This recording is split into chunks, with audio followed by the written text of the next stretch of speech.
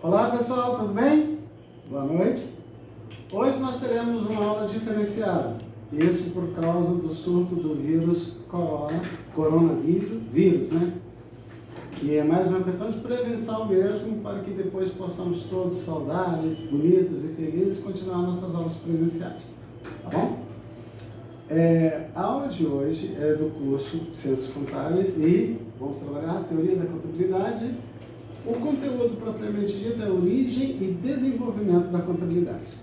No nosso encontro anterior, nós trabalhamos os principais conceitos sobre contabilidade, o que é a contabilidade como ciência, e demos uma passada principalmente diferenciando o que é ciência do que da técnica propriamente dita. Para isso nós utilizamos o Manual do Imposto de Renda, que é uma obra técnica, é um manual praticamente, é um manual propriamente dito, ok? Então hoje eu vou pedir a vocês que por gentileza acessem o material que está no portal e façam uma leitura atenciosa da página 9 à página 22, tá? Que vocês vão encontrar mais elementos sobre aquilo que conversamos. O que eu quero deixar claro na aula de hoje? É que a contabilidade, ela possui a sua própria história, né?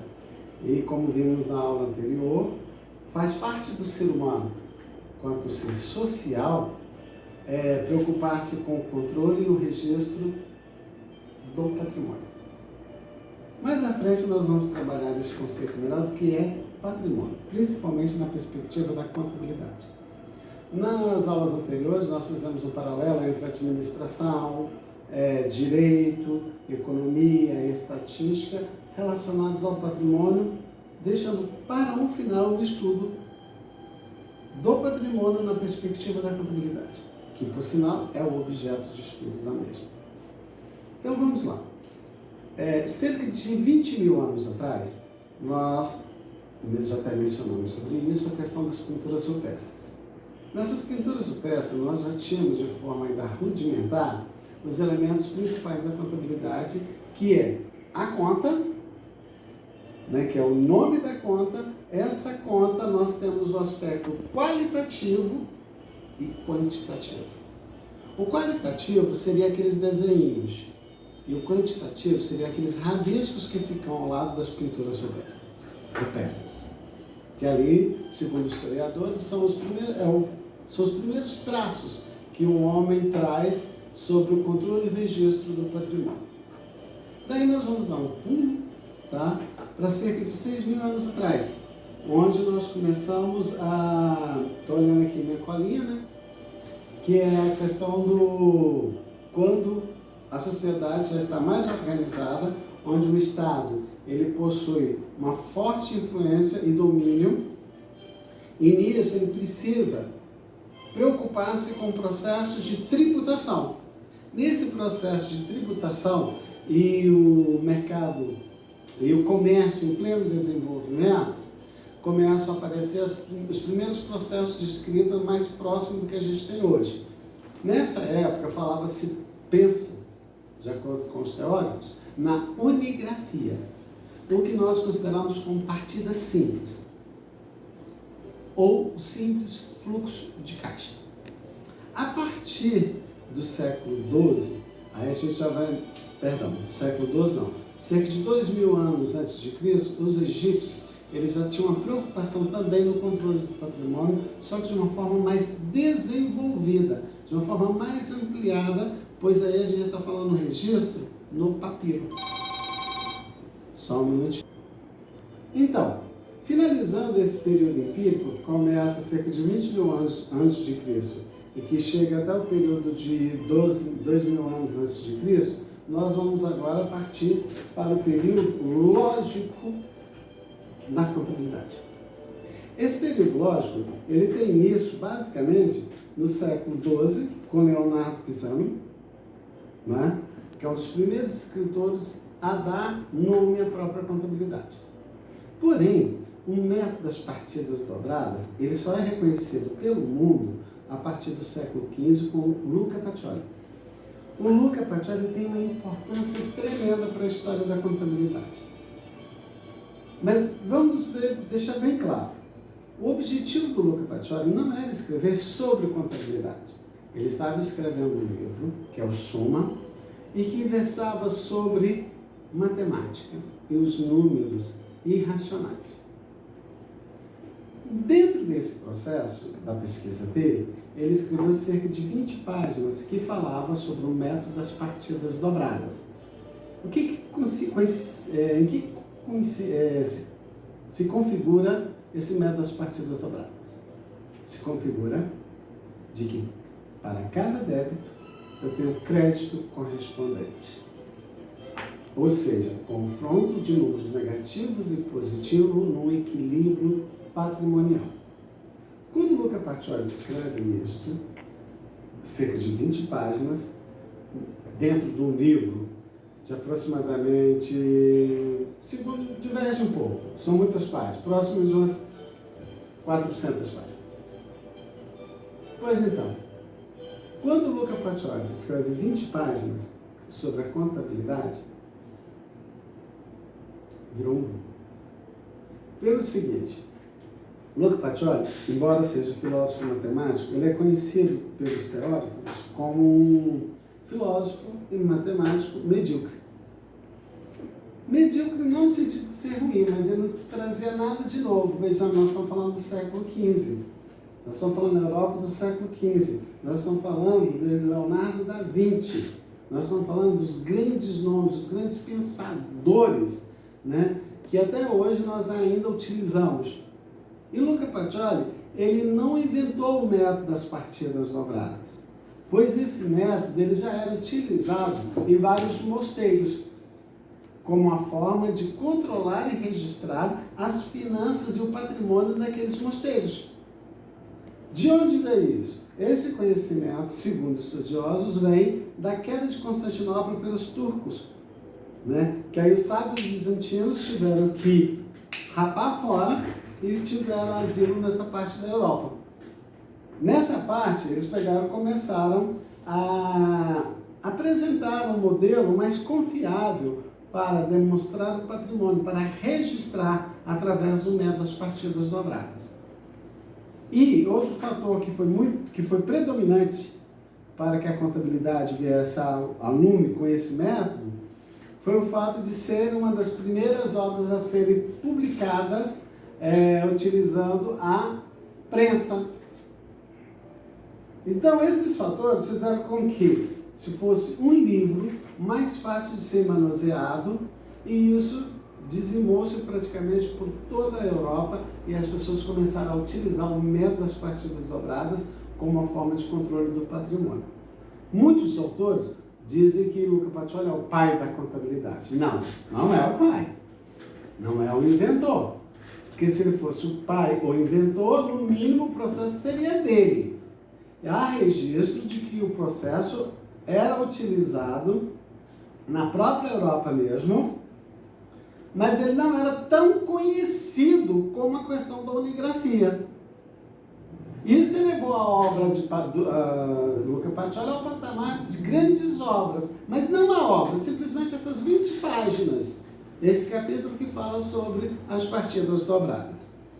Não tirando o mérito de Pacioli, né, é bom constarmos que se ele não tivesse publicado essa obra, poderia levar mais tempo, mas que ela viria a lume com certeza. Nós estamos falando do século XV. Tá?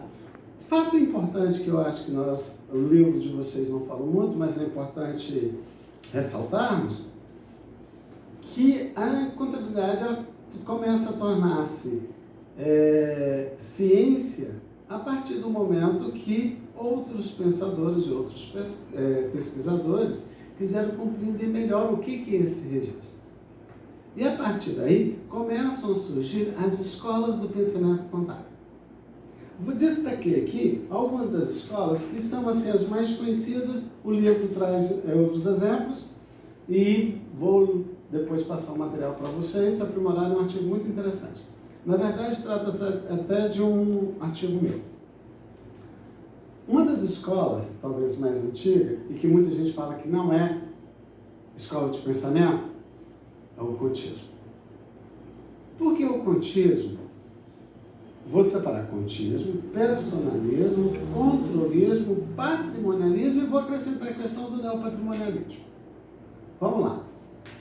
O contismo é uma das primeiras escolas, porque tem como elemento principal, como estudo da contabilidade, a funcionalidade das contas,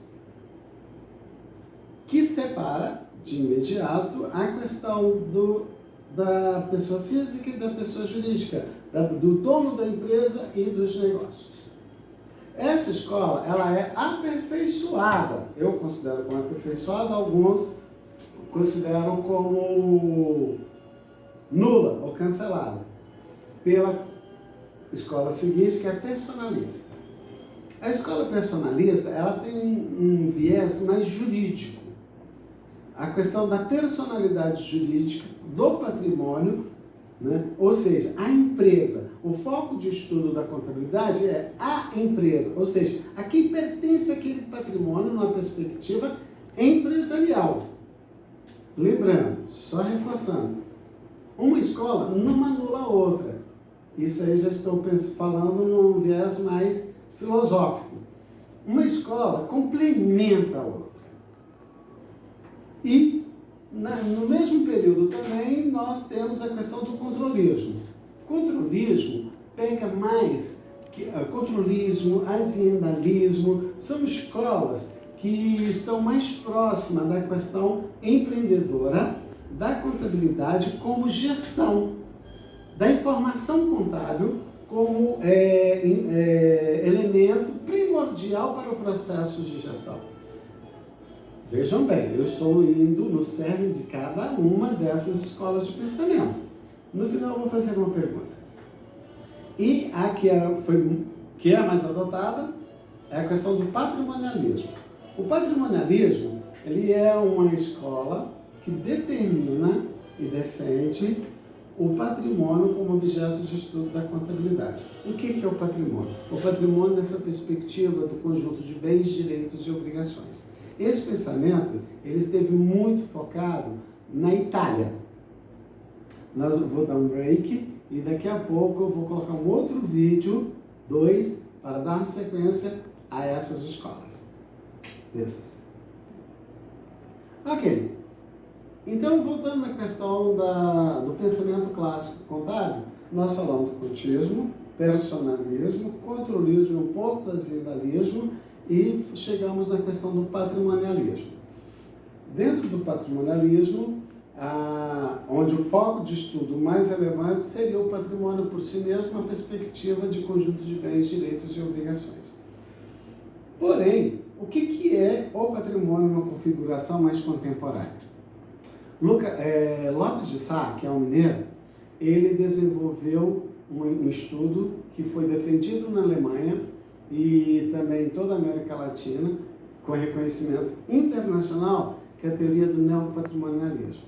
Esse neopatrimonialismo, como ele se configura nessa perspectiva das novas necessidades humanas? Lembrando que a contabilidade é uma ciência social aplicada, ela não é uma ciência exata, conforme já havíamos falado anteriormente. Diante de tudo que nós falamos até agora, das escolas do pensamento, o que nós podemos inferir?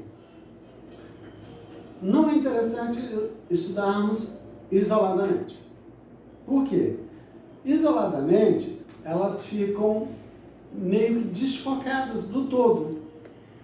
Nós devemos estudar o pensamento clássico contábil mais por um viés epistemológico, por um viés filosófico, porque uma corrente de pensamento não deve anular a outra. Contabilidade não é ciência exata. Hoje em dia, embora tenha a corrente neopatrimonialista, que infelizmente não é muito discutida nas academias, no meu entender deveriam ser estudadas, para quê? Para que possamos aperfeiçoar o que hoje mesmo mais a corrente do pensamento mais em voga diz respeito à escola estadunidense, ou seja, dos Estados Unidos, que fala sobre o controle, sobre a questão da normatização. que fala sobre a questão da controladoria. No meu ponto de vista, quanto professor que sou, ela afasta um pouco a contabilidade da questão patrimonialista, neopatrimonialista, e se apega mais ao controlismo e o personalismo das escolas anteriores. A escola estadunidense, a escola dos Estados Unidos, norte-americana, ela traz uma pegada da auditoria, da questão da normatização do patrimônio e da fiscalização. Isso se deve aos grandes escândalos que ocorreram com as empresas multinacionais no final do século XX e também com a questão do grande desenvolvimento econômico e o surgimento das empresas multinacionais. Essas empresas multinacionais e a proliferação de empresas com sociedade anônima exigem controles mais rígidos sobre o patrimônio. Hoje, nós podemos dizer com certeza que o que mais se discute na contabilidade está relacionado diretamente à questão do controle.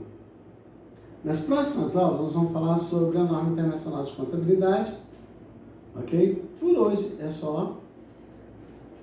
Não dá para discutirmos, que é o que eu gosto de fazer em sala de aula, mas assim que tivermos salvos, né? E as aulas voltarem ao normal, eu estarei em sala com vocês. Tá bom? Estou com saudade. Vou encaminhar para o e-mail de vocês uma atividade.